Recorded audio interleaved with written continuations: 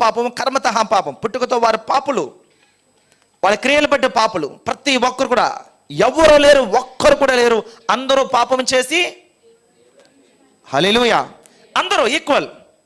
కాబట్టి అందరూ పాపం చేస్తారు. వారి మార్గం అంతా ఏంటి? నరకము. నరకానికి వెళ్తున్నారు. వాళ్ళ మార్గం నరకానికి వెళ్తుంది. ఇలా వెళ్తున్న నరకానికి మార్గము యేసుక్రీస్తు 2000 సంవత్సరాల క్రితం వచ్చారు. ఆయన కనిపించారు.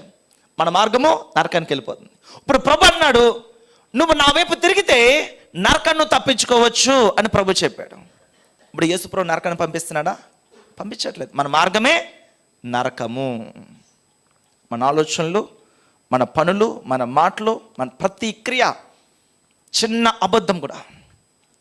అబద్ధికులు మండుగుండంలో పాలు పొందారంట. చిన్న పాపం కూడా, చిన్న తప్పు కూడా, చిన్న చిన్న విషయాలు కూడా మనం చిన్నమనుకుంటున్నాం, కానీ